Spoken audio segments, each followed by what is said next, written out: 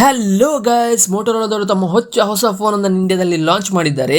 ಇದೊಂದು mid range phone ಆಗಿರುತ್ತೆ. ಈ ಫೋನ್ ಹೆಸರು ಬಂದ್ಬಿಟ್ಟು ಮೋಟೋರೋಲಾ G Max ಅಂತ. ಈ ಫೋನಲ್ಲಿ ಏನೆಲ್ಲ ಫೀಚರ್ಸ್ ಬರುತ್ತೆ, ಇದರ ಪ್ರೈಸ್ ಎಷ್ಟು ಅಂತ ತಿಳಿಯೋಕ್ಕಿಂತ ಮುಂಚೆ ನನ್ನ ಚಾನಲ್ ಯಾರೆಲ್ಲ ಸಬ್ಸ್ಕ್ರೈಬ್ ಮಾಡಿಲ್ಲ ಸಬ್ಸ್ಕ್ರೈಬ್ ಮಾಡ್ಕೊಳ್ಳಿ, ಬೆಲ್ ಐಕನ್ ಅನ್ನು ಹಾಗೆ ಕ್ಲಿಕ್ ಮಾಡ್ಕೊಳ್ಳಿ. ಹಾಗೆ ಈ ವಿಡಿಯೋ ಇಷ್ಟೊಂದರೆ ಲೈಕ್ ಮತ್ತು ಶೇರ್ ಮಾಡೋದನ್ನು ಮರಿಬೇಡಿ. ಹಾಗಾದ್ರೆ ಬನ್ನಿ ಈಗ ತಿಳಿಯೋಣ ಮೋಟೋರೋಲಾ G Max ಅದು ಫೀಚರ್ಸ್ ಏನು, ಪ್ರೈಸ್ ಏನು ಅಂತ. ಫಸ್ಟ್ಗೆ ನಾವು ಡಿಸ್ಪ್ಲೇ ಬಗ್ಗೆ ಹೇಳೋದಾದ್ರೆ, ಇದು ನಮಗೆ ಮ್ಯಾಸಿವ್ 6.72 ಇಂಚಸ್ನ full HD plus LCD display ಸಿಗ್ತಿದೆ. ನನ್ನ ಪ್ರಕಾರ ಈ ಪ್ರೈಸ್ ರೇಂಜ್ ಅಲ್ಲಿ ಒಂದು AMOLED ಡಿಸ್ಪ್ಲೇ ಕೊಟ್ಟಿದ್ರೆ ಒಳ್ಳೆದಾಗ್ತಿತ್ತು. ಬಟ್ ಈಗ ಫೋನ್ ಅದು ಪ್ರೈಸ್ ಎಲ್ಲ ಜಾಸ್ತಿ ಆಗಿರೋದ್ರಿಂದ ಇಲ್ಲಿ ಕಟ್ ಮಾಡಿದ್ದಾರೆ ಸ್ವಲ್ಪ ಡಿಸ್ಪ್ಲೇ ಅಲ್ಲಿ. AMOLED ಡಿಸ್ಪ್ಲೇ ನಿಮಗೆ ಒಳ್ಳೆ ಪಂಚಿಂಗ್ ಕಲರ್, ಅದರೊಟ್ಟಿಗೆ ಡೀಪ್ ಬ್ಲ್ಯಾಕ್ ನೋಡ್ಲಿಕ್ಕೆ ಸಿಗುತ್ತೆ. ಅದರಿಂದ ನೀವು ಸಿನಿಮಾ ನೋಡೋ ಎಕ್ಸ್ಪೀರಿಯನ್ಸ್ ನಿಮಗೆ ಒಳ್ಳೆದಾಗುತ್ತೆ, ಕಲರ್ ಗ್ರೇಡಿಂಗ್ ಸಹ ಒಳ್ಳೆದಾಗಿರುತ್ತೆ. ಬಟ್ LCD ಇದರಲ್ಲಿ ಕೊಟ್ಟಿದ್ದಾರೆ, ಅದು ಏನೋ ಕಮ್ಮಿ ಅಲ್ಲ, ಬಟ್ AMOLED ಕೊಟ್ಟಿದ್ರೆ ಒಳ್ಳೆದಾಗ್ತಿತ್ತು ಅಂತ ನನ್ನ ಅಭಿಪ್ರಾಯ. ಅದರೊಟ್ಟಿಗೆ ಇದ್ರಲ್ಲಿ ನಿಮಗೆ ರಿಫ್ರೆಶ್ ರೇಟ್ಗೆ 120 Hz ರಿಫ್ರೆಶ್ ರೇಟ್ ಸಿಗ್ತಿದೆ.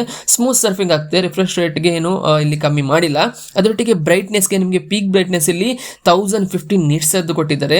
ನನ್ನ ಪ್ರಕಾರ ಇದು ಕಮ್ಮಿನೂ ಅಲ್ಲ ಜಾಸ್ತಿನೂ ಅಲ್ಲ, ಮಿಡ್ ಅಲ್ಲಿ ಇದೆ. ಬಟ್ ನನ್ನ ಪ್ರಕಾರ 1500 ನಿಟ್ಸ್ ಕೊಟ್ಟಿದ್ರೆ ಒಳ್ಳೆದಾಗ್ತಿತ್ತು. ಈಗ ಡಿಸ್ಪ್ಲೇ ಪ್ರೊಟೆಕ್ಷನ್ ಬಗ್ಗೆ ಇದರಲ್ಲಿ ಗೊರಿಲ್ಲಾ 7i ಅದು ಪ್ರೊಟೆಕ್ಷನ್ ಕೊಟ್ಟಿದ್ದಾರೆ, ಪ್ರೊಟೆಕ್ಷನ್ ಒಳ್ಳೆದೇ ಕೊಟ್ಟಿದ್ದಾರೆ. ಸೊ ಈಗ ನೆಕ್ಸ್ಟ್ ಇದರ ಪ್ರೊಸೆಸರ್ ಏನಪ್ಪಾ ಅಂತ ನೋಡೋದಾದ್ರೆ, ಇದರಲ್ಲಿ ನಿಮಗೆ ಸ್ನ್ಯಾಪ್ಡ್ರ್ಯಾಗನ್ 6s Gen 4 ನ ಪ್ರೊಸೆಸರ್ ಕೊಟ್ಟಿದ್ದಾರೆ. ಇದು ಈಗ ಎಲ್ಲ ಪ್ರೈಸ್ ರೇಂಜ್ ಜಾಸ್ತಿ ಆಗಿರೋದ್ರಿಂದ ಇದೊಂದು 20 ಅಂಡರ್ ಅಲ್ಲಿ ಬರ್ತಿರುವಂತಹ ಪ್ರೊಸೆಸರ್ ಈಗ ಈ ಪ್ರೈಸ್ ರೇಂಜ್ ಅಲ್ಲಿ ಬಂದಿದೆ. ಆ ಪ್ರೈಸ್ ರೇಂಜ್ ಏನು ಅಂತ ನಾನು ಇವಾಗ ಹೇಳ್ತಿದ್ದೇನೆ. ಬಟ್ ಓಕೆ, ಲೈಟ್ ಗೇಮ್ ಯೂಸರ್ಸ್ಗೆ ಮತ್ತೆ ಸರ್ಫಿಂಗ್ಗೆ, ನಿಮಗೆ ವೆಬ್ ಸರ್ಫಿಂಗ್ ಎಲ್ಲ ಅದೆಲ್ಲ ಏನು ಮಲ್ಟಿಟಾಸ್ಕ್ ಏನು ಕಮ್ಮಿ ಆಗಲ್ಲ. ಬಟ್ ಗೇಮಿಂಗ್ ಅಲ್ಲಿ ಸ್ವಲ್ಪ ಕಮ್ಮಿ ಆಗುತ್ತೆ, ಬಟ್ ಲೈಟ್ ಗೇಮಿಂಗ್ ಏನು ಪ್ರಾಬ್ಲಮ್ ಇಲ್ಲ. ಸೊ ಇದರಲ್ಲಿ ನಿಮಗೆ Android 16 ಸ್ಟಾಕ್ ಬರಲಿದೆ. ಅದರೊಟ್ಟಿಗೆ ಈಗ ನಿಮಗೆ ಇದೆಲ್ಲ ಯೂಸ್ ಮಾಡಲಿಕ್ಕೆ ಬ್ಯಾಟ್ರಿ ಮೋಸ್ಟ್ ಇಂಪಾರ್ಟೆಂಟ್. ಬ್ಯಾಟ್ರಿ ಇಲ್ಲ ಅಂದ್ರೆ ನಿಮಗೆ ಬೇಗ ಚಾರ್ಜ್ ಖಾಲಿ ಆಗುತ್ತೆ. ಇದರಲ್ಲಿ ನಿಮಗೆ ಮ್ಯಾಸಿವ್ 7000 mAh ನ ಬಿಗ್ ಬ್ಯಾಟ್ರಿ ಕೊಟ್ಟಿದ್ದಾರೆ. ಅದರೊಟ್ಟಿಗೆ ನಿಮಗೆ 30 Watts ನ wireless charging, super fast charging ಅಂತ ಹೇಳಲ್ಲ, ಬಟ್ 30 Watts ಇಟ್ಸ್ ಓಕೆ. ಮತ್ತೆ ಈಗ ಕ್ಯಾಮರಾದ ಬಗ್ಗೆ ಹೇಳಿದ್ರೆ, ತುಂಬಾ ಜನಕ್ಕೆ ಕ್ಯಾಮರಾ ಇಷ್ಟ ಆಗಿರುತ್ತೆ, ಕ್ಯಾಮರಾ ಮೇನ್ ಆಗಿರುತ್ತೆ. ಇದರಲ್ಲಿ ನಿಮಗೆ ರಿಯರ್ ಅಲ್ಲಿ 50 ಮೆಗಾಪಿಕ್ಸೆಲ್ ನ ಮೈನ್ ಸೆನ್ಸರ್ ಮತ್ತೆ 8 ಮೆಗಾಪಿಕ್ಸೆಲ್ ನ ಅಲ್ಟ್ರಾ ವೈಡ್ ಸೆನ್ಸರ್ ಕೊಟ್ಟಿದ್ದಾರೆ.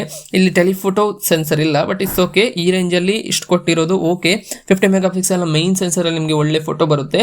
ಮತ್ತೆ ಅಲ್ಟ್ರಾ ವೈಡ್ ಅಲ್ಲಿ ನಿಮಗೆ ಫೋಟೋ ತೆಗೆದಾದ್ರೆ 8 ಮೆಗಾಪಿಕ್ಸೆಲ್ ನ ಸೆನ್ಸರ್ ಕೂಡ ಇದೆ. ಅದರೊಟ್ಟಿಗೆ ಫ್ರಂಟ್ ಅಲ್ಲಿ ಸೆಲ್ಫಿಗೆ ಒಳ್ಳೆ ಇಲ್ಲಿ ಕ್ಯಾಮರಾ ಕೊಟ್ಟಿದ್ದಾರೆ. 32 ಮೆಗಾಪಿಕ್ಸೆಲ್ ನ ಕ್ಯಾಮರಾ, ಒಳ್ಳೆ ಸೆಲ್ಫೀಸ್ ತೆಗಿಬಹುದು. ಅದರೊಟ್ಟಿಗೆ ಈಗ ಫೈನಲ್ ಆಗಿ ಇದರ ಪ್ರೈಸ್ ಎಷ್ಟು ಅಂತ ನೋಡೋದಾದ್ರೆ, ಇದರಲ್ಲಿ ಒಂದೇ ವೇರಿಯಂಟ್ ಬರೋದು 6GB ರ್ಯಾಮ್ ಮತ್ತೆ 128GB ಸ್ಟೋರೇಜ್ ಒಟ್ಟಿಗೆ. ಇದರ ಪ್ರೈಸ್ ಆಗಿರುತ್ತೆ 27,999. ಇದನ್ನು ನೀವು ಬೈ ಮಾಡ್ಬೋದು ಫ್ಲಿಪ್ಕಾರ್ಟ್ ಅಲ್ಲಿ. ನಿಮಗೆ ಇದರ ಪ್ರೈಸಿಂಗ್ ಹೇಗೆ ಅನಿಸ್ತು ಅಂತ ಕೆಳಗಡೆ ಕಮೆಂಟ್ ಮಾಡಿ.